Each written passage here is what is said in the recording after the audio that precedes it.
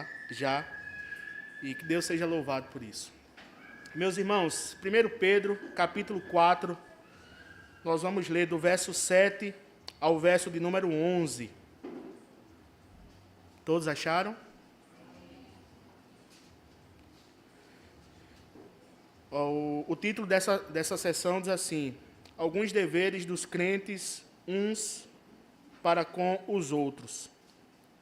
Ora, o fim de todas as coisas está próximo. Sede, portanto, criteriosos e sóbrios a bem das vossas orações. Acima de tudo, porém, tende amor intenso uns para com os outros, porque o amor cobre multidão de pecados. Sede mutuamente hospitaleiros, sem murmuração. Servi uns aos outros, cada um conforme o dom que recebeu, como bons despenseiros da multiforme graça de Deus. Se alguém fala, fale de acordo com os oráculos de Deus.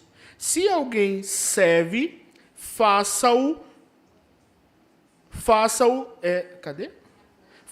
na força que Deus supre, para que em todas as coisas seja Deus glorificado por meio de Jesus Cristo, a quem pertence a glória e o domínio pelos séculos dos séculos.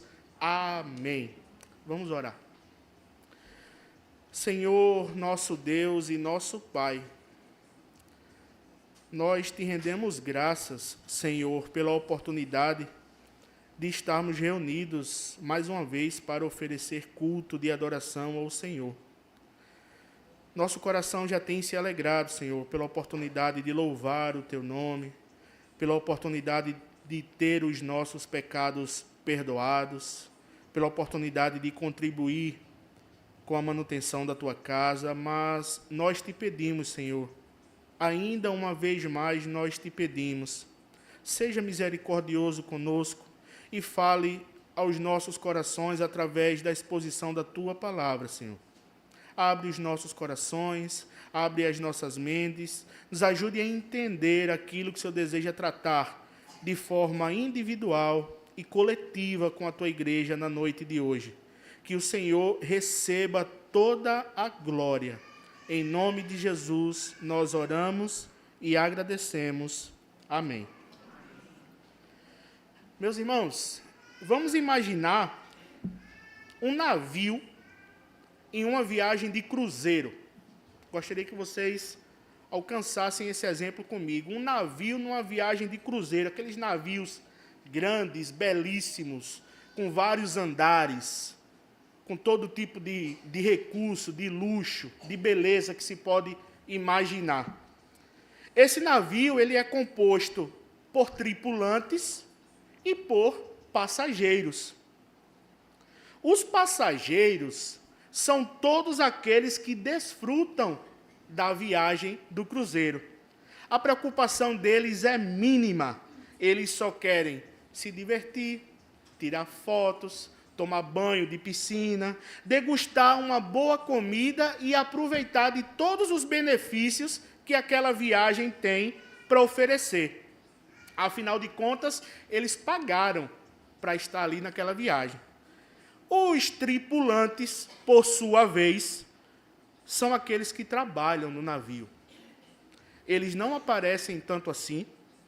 Eles geralmente ficam em locais mais escondidos, sujos, suados, com as suas roupas meladas de trabalho, de suor de trabalho.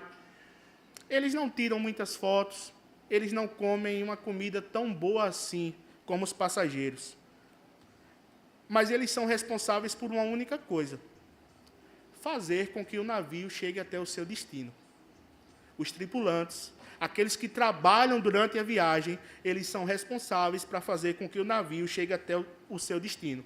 O pensamento dos passageiros é: eu preciso aproveitar tudo que essa viagem tem para oferecer. O pensamento dos tripulantes é: eu preciso fazer com que esse navio chegue até o seu destino. Essa ilustração parece bem interessante, né?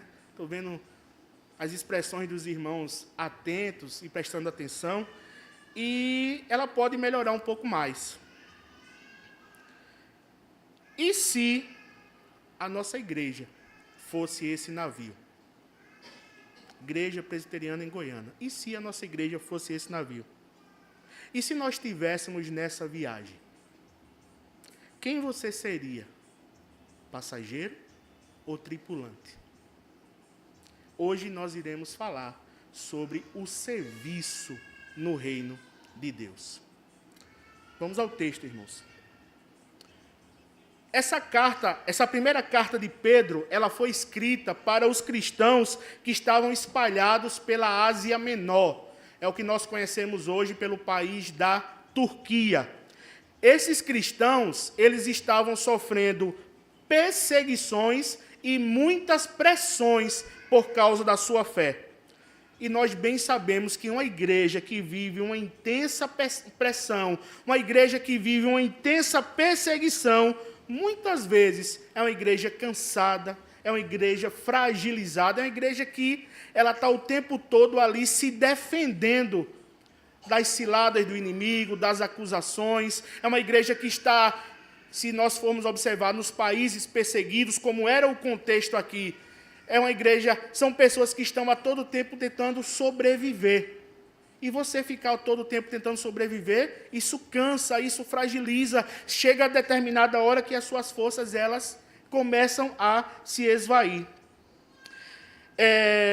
O que acontece aqui nesse texto é que, mesmo diante destas circunstâncias de sofrimento e perseguição, o apóstolo Pedro, autor da carta, ele escreve àqueles irmãos encorajando cada um deles a viver de forma santa, amorosa e perseverante, mesmo diante do sofrimento. Porque Pedro lembra a estes irmãos que Cristo também sofreu, mas foi glorificado. Pedro, ele escreve a estes crentes que, mesmo cansados, perseguidos e dispersos, ele os alerta a dizer, em vez de Pedro dizer, fiquem quietos, Pedro vai dizer, sirvam uns aos outros.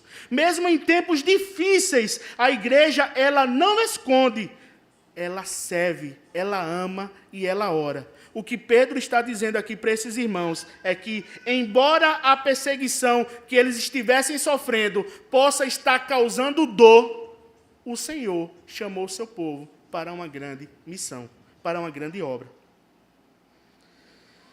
O capítulo 4, esse ao qual nós lemos, trata especificamente de como os cristãos devem viver à luz da eternidade, sabendo que o fim, ele está próximo. Perceba no verso de número 7. Ora, o fim de todas as coisas está próximo. Sede, portanto, criteriosos e sóbrios, a bem saber das vossas orações. O apóstolo Pedro, ele inicia o verso de número 7 com uma urgência.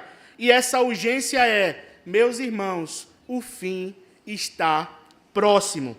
Ele não fala que o fim está próximo com o objetivo de assustar aqueles irmãos. Mas ele fala que o fim está próximo com o objetivo de despertar aquela igreja para este importante fato da vida cristã. Daí você pode perguntar, irmão, o fim de todas as coisas é algo importante na vida da igreja? A gente saber que o mundo está acabando é algo importante na vida da igreja? E a resposta é claro que sim. Jesus disse que seria assim.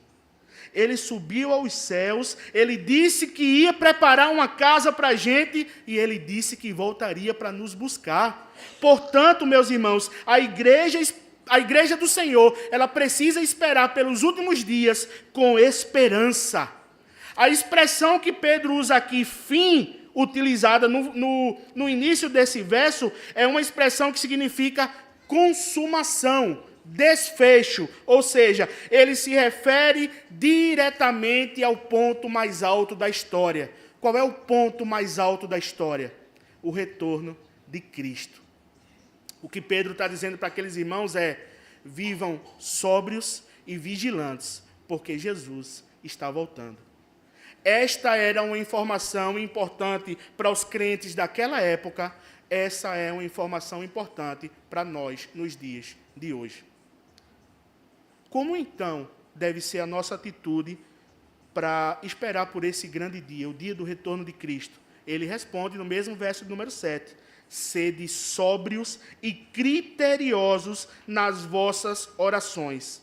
Pedro está alertando aos crentes daquela igreja e também a nós, nos dias de hoje, para estarmos vigilantes, atentos e com o espírito pronto, porque o retorno de Cristo, meus irmãos, ele está próximo.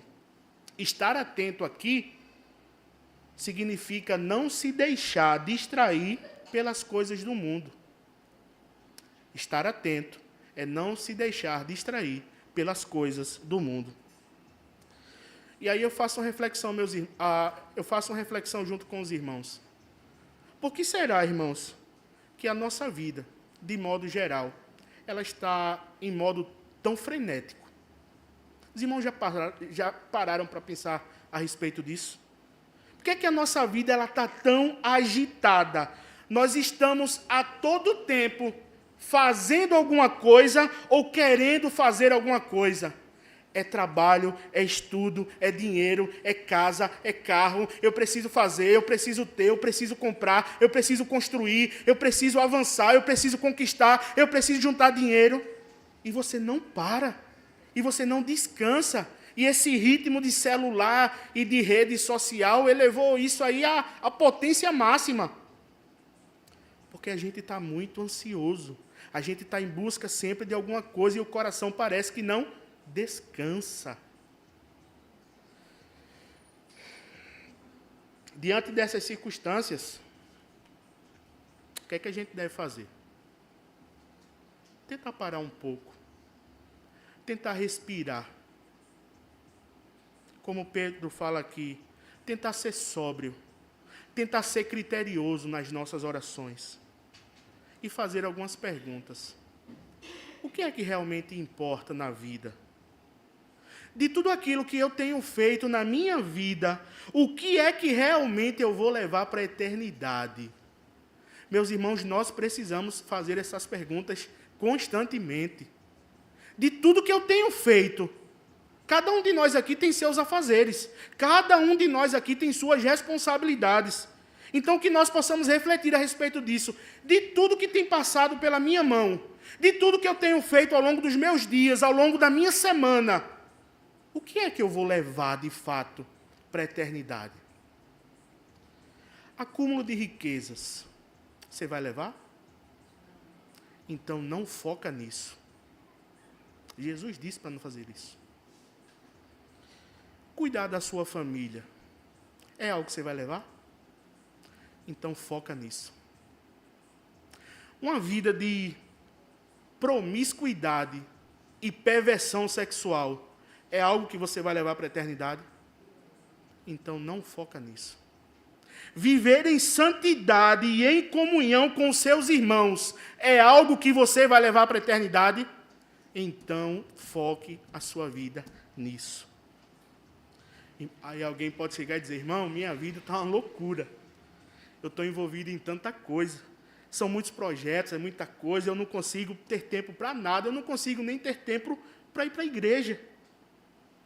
Esse talvez seja o retrato da vida de muitos de nós que estamos aqui. A minha resposta para você seria: não há nada novo debaixo do sol. Você não é a primeira pessoa que está passando por isso. Eu não sou a primeira pessoa que está passando por isso. Se você está necessitando de emprego, e não é fácil você ter a responsabilidade de sustentar uma casa e estar desempregado, você não é a primeira pessoa que está passando por isso. Se você está enfrentando uma crise familiar, você não é a primeira pessoa que está passando por isso. Se você perdeu um parente recentemente, você não é a primeira pessoa que está passando por isso. A vida, irmãos, ela é difícil. A vida adulta é uma vida muito difícil. E não há nada novo debaixo do sol. Salomão, que foi que escreveu Eclesiastes e falou sobre vaidade, sobre efemeridade da vida, no final do livro de Eclesiastes ele diz: de tudo que vocês ouviram, o mais importante é: teme a Deus e guarda os seus mandamentos. Salomão foi um homem que experimentou de tudo. Hoje pela manhã, inclusive, o pastor pregou sobre Salomão. Os irmãos que estavam aqui viram. Salomão experimentou de tudo. Ele fez o que os seus olhos mandaram. Ele fez aquilo que seu coração desejou. Ele conseguiu fazer. Ele acumulou mulheres, acumulou riquezas, acumulou bens. Ele mandava e desmandava. Mas no final da vida ele diz: de tudo isso, o que você deve guardar é temer a Deus e guardar os seus mandamentos. A urgência das nossas vidas, irmãos, precisa ser uma urgência espiritual.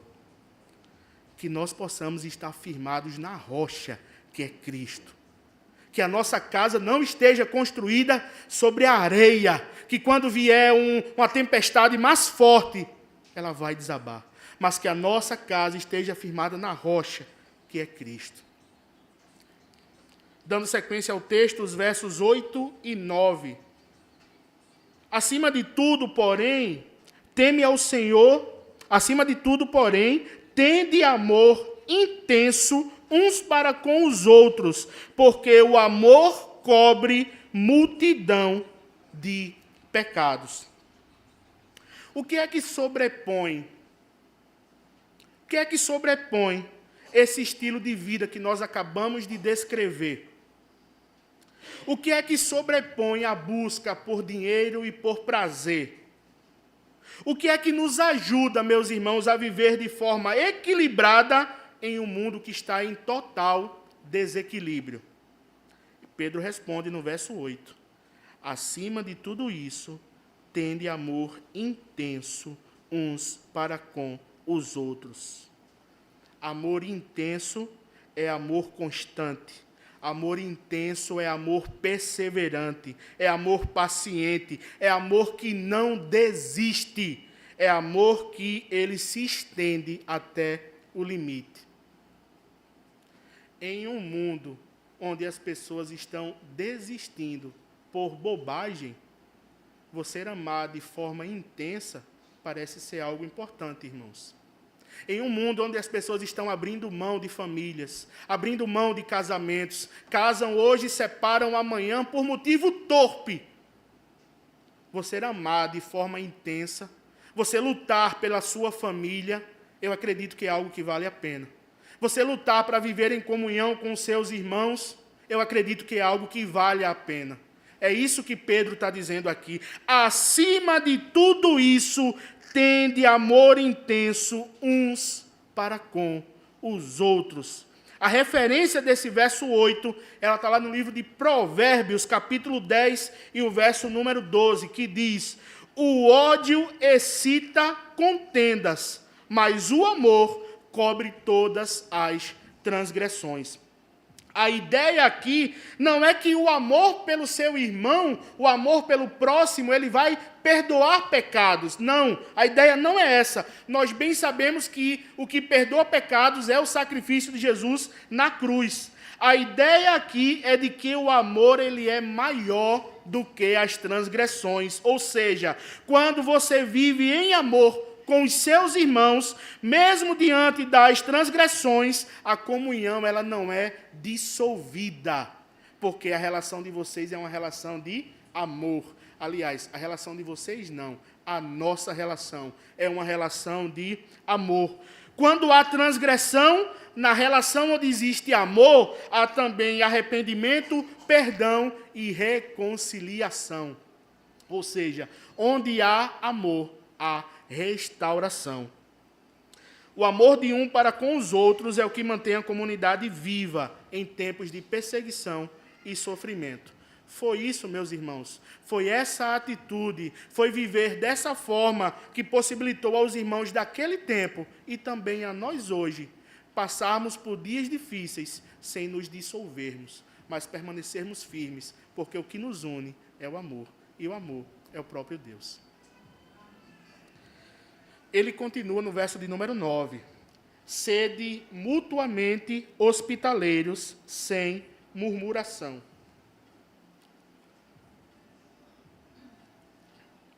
Hospitalidade aqui significa literalmente amor aos estrangeiros, às pessoas de fora, aqueles que você não conhece, não tem convívio.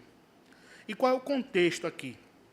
No tempo em que estes irmãos, eles viajavam de cidade em cidade, eles eram mais peregrinos do que nós somos hoje, abrir a porta para você receber alguém era um sinal de fé e de comunhão. Imagina, você está na sua casa e de repente chega um grupo de pessoas pedindo abrigo, dizendo que está sendo perseguido e pedindo abrigo. Você abrir a porta para acolher aquela pessoa, você está correndo um risco. Será que eles realmente são irmãos? Será que eles realmente têm a mesma fé? Ou será que eles vão entrar aqui para tentar contra a minha vida? Então, ser hospitaleiro é um ato de fé e um ato de comunhão. E perceba na continuação de texto, quando Pedro diz, sem murmuração. Ou seja, nós devemos oferecer hospitalidade com alegria e generosidade. Ser hospitaleiro significa estar com o coração aberto para ajudar e fortalecer a comunidade. Alguém que deseja estar envolvido com a igreja local está sempre atento às necessidades dos seus irmãos e disposto a ajudá-lo. Se tem recursos financeiros, ajuda dessa forma. Se tem um conselho, uma oração, ajuda dessa forma. Se pode apenas ficar próximo e oferecer um ombro amigo, ajuda dessa forma. O importante é nós participarmos, irmãos, da vida uns dos outros. É nós estarmos atentos. Será que o meu irmão está triste? Será que o meu irmão está passando por uma provação? Será que o meu irmão está precisando de ajuda? Então eu vou lá. Então eu vou estar perto. Então eu vou saber o que é que ele precisa e saber de que forma eu posso ajudar. Essa, meus irmãos, não é uma tarefa fácil, mas é para isso que o Senhor nos chama. É para isso que o Senhor nos chama. Não tem como você dizer, eu vivo uma vida cristã, eu sou crente, e você está alheio aos problemas da igreja, aos problemas das pessoas da igreja. Essas duas coisas não batem. O discurso ele não bate com a sua atitude, com o seu estilo de vida. Então nós precisamos, se você diz que ama o Senhor e você diz que ama o seu irmão, isso precisa ser realizado na prática, no nosso serviço. Na nossa mesa administrativa, a igreja sabe, nós ainda não temos um conselho, porque nós não somos igreja formada, nós somos congregação. Mas a gente tem uma mesa administrativa, que é quem está conduzindo a igreja. Nosso pastor, eu e Tanei, os dois diáconos, Augusto e Raul, e irmão Valdir. E na mesa nós temos alguma liberdade entre os irmãos para pedir ajuda quando a gente não está bem. Acho que os meninos lembram disso. Às vezes alguém está escalado para algum trabalho, para pregar, para dar um estudo, e às vezes diz, meu irmão, eu não estou bem. Eu estou precisando que alguém me substitua. E a gente, tá bom, a gente troca, a gente substitui. Irmão, eu estou precisando desse tipo de ajuda, eu estou precisando de oração. Vamos orar, a gente está junto. Às vezes é só uma visita. Às vezes você nota uma pessoa que você ama tanto, você tem tanto convívio, de repente a pessoa fica quieta, calada, sem falar. Dá uma chegada lá só para sentar na calçada. Quantas vezes a gente já fez isso com os meninos? Só para, estou aqui, estou perto. Se precisar, é só chamar. Essa deve ser a vida de igreja, irmãos. Essa deve ser a vida de igreja. É alguém que está chorando e você está aqui dizendo, estou perto, tem um lenço aqui. Eu tenho um lenço. Eu não tenho nem tanto o que dizer, mas tem um lenço aqui, se quiser enxugar suas lágrimas. É alguém que está sorrindo e você sorri junto também. A gente vive os dois contextos. A gente sorri, a gente chora. a gente se alegra, a gente fica triste. Mas que nós possamos fazer isso juntos, como corpo de Cristo, irmãos. É dessa forma que a gente deve agir como igreja. Quando você não estiver bem, peça ajuda a seus irmãos. E aquele que vai exercer a ajuda, faça isso com alegria, sem murmuração, como o texto nos orienta. Partindo para a parte final do texto, versos 10 e 11, ele vai dizer: servi uns aos outros, cada um conforme o dom que recebeu, como bons despenseiros da multiforme graça de Deus. O que é um dom, irmãos? Um dom é uma habilidade dada por Deus a uma pessoa. Existem diferentes dons no corpo de Cristo, mas todos eles devem ser utilizados para crescimento pessoal e coletivo da igreja. Os nossos dons, eles devem edificar a nós mesmos, mas também a igreja deve ser abençoada com eles, com aquilo que nós temos para oferecer. E aqui eu gostaria de dedicar 1 minuto a esse tema, porque há alguns irmãos que têm dificuldade de compreender o que significa dom, o que significa serviço na obra do Senhor.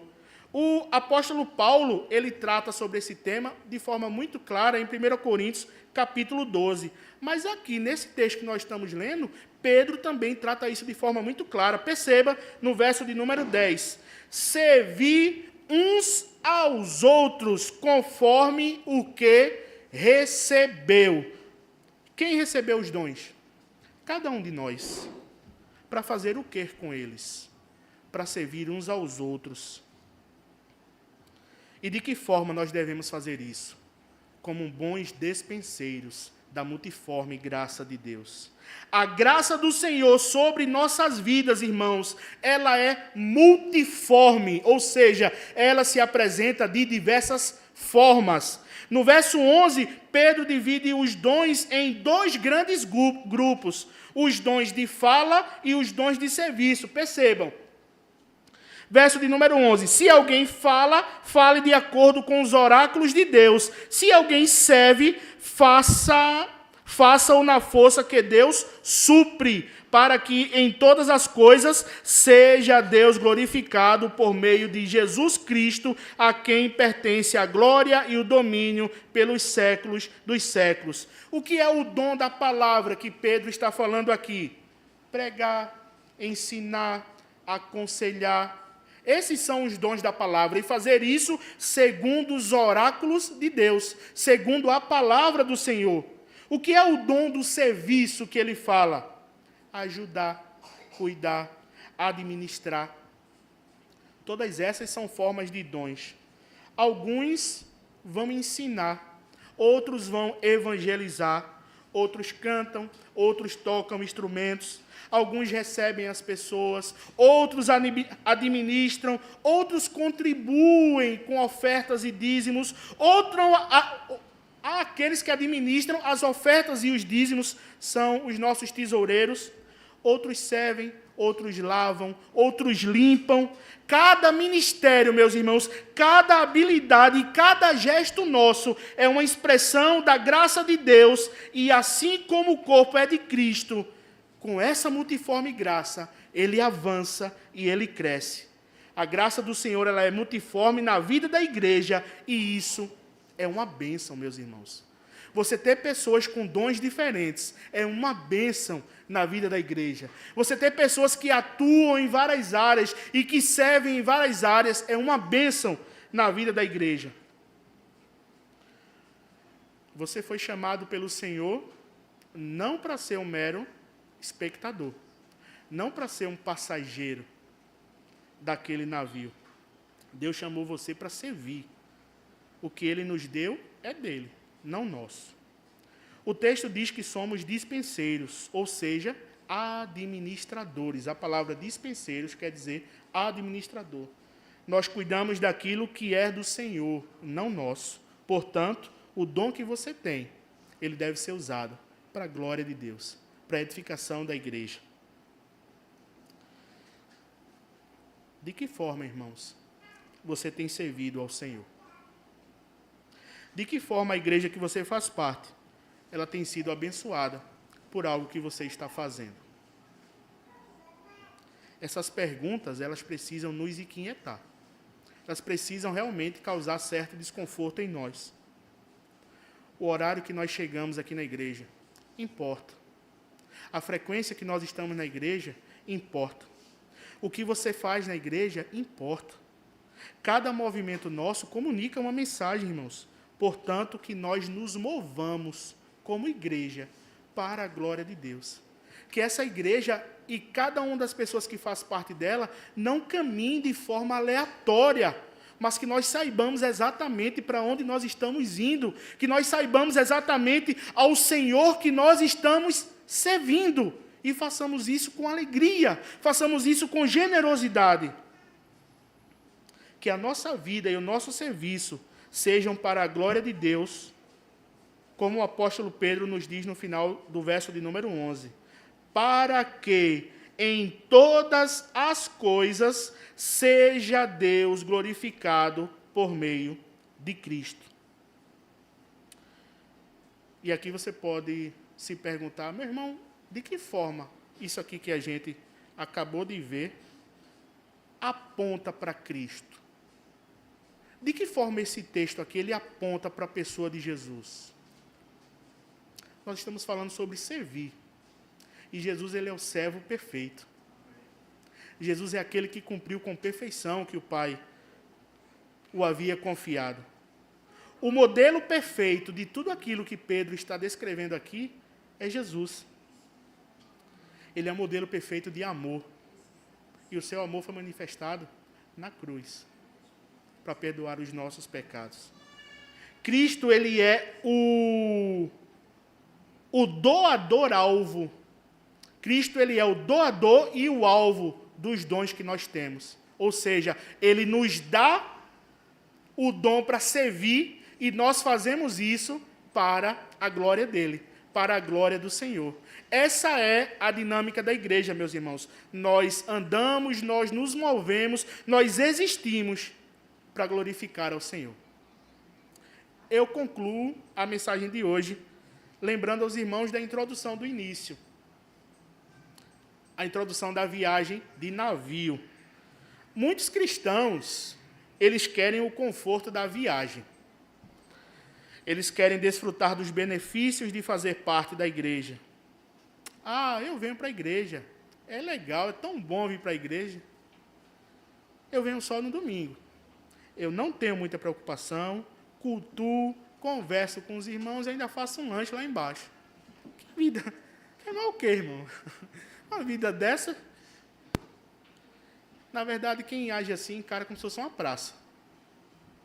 Encara a igreja como se fosse uma ida na praça. Uma ida na praça com a família, entendeu? Vem, come, senta, conversa, diverte, sorri, vou para casa. E próximo domingo, eu repito. Esses são passageiros. Eles só estão para desfrutar o caminho. Mas poucos, irmãos, são aqueles que querem remar. Poucos são aqueles que querem limpar o convés. Poucos são aqueles que querem cuidar dos feridos. E acreditem, em ambiente de igreja, não são poucos os feridos, são muitos. Esse serviço, ele não tem glamour. No serviço do Senhor não tem glamour. Não tem muito espaço para você ficar tirando foto o tempo todo. É um serviço que ele é de muito esforço, muito sofrimento. Ele é um serviço de muito envolvimento e dedicação para que essa viagem ela esteja acontecendo de forma segura e nós estejamos cuidando uns dos outros. Meus irmãos, se você vem à igreja domingo após domingo e a igreja não é beneficiada com o seu serviço e você não exerce o seu dom, saiba que o Senhor ele está te despertando hoje para essa necessidade. O Senhor está nos despertando hoje para a necessidade de nós servirmos a sua igreja. Ele não nos chamou para sermos passageiros. O serviço no reino de Deus é renúncia, sacrifício e doação pelo outro. Mas saibam porque a recompensa, ela vem do próprio Deus. E essa recompensa, ela é eterna. A recompensa de quem serve ao Senhor, ela é dada pelo próprio Deus. E ela é eterna. Com isso, nós trazemos algumas aplicações. Cada um de nós precisa se examinar. A gente precisa se examinar para saber se nós estamos apenas assistindo a obra do Senhor acontecer ou se nós estamos participando dela. Nós precisamos descobrir quais são os nossos dons aqui na igreja. Precisamos descobrir como servir melhor ao corpo de Cristo. E depois que você descobrir, não espere posição, não espere reconhecimento, não espere facilidades. Apenas sirva ao Senhor.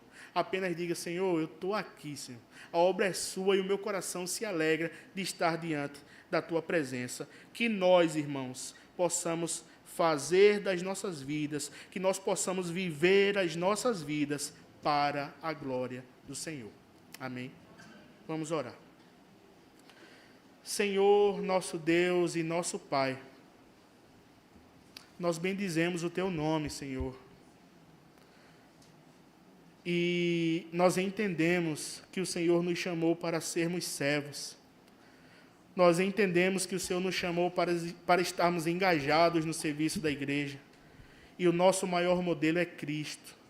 O nosso maior modelo é o nosso Senhor e Salvador Jesus Cristo, ao qual se esvaziou de sua glória, não ousou ser igual ao Pai, mas morreu em morte de cruz, cumpriu aquilo que já estava determinado pelo Pai, para que nós pudéssemos estar diante do Senhor, para que nós pudéssemos ter os nossos pecados perdoados.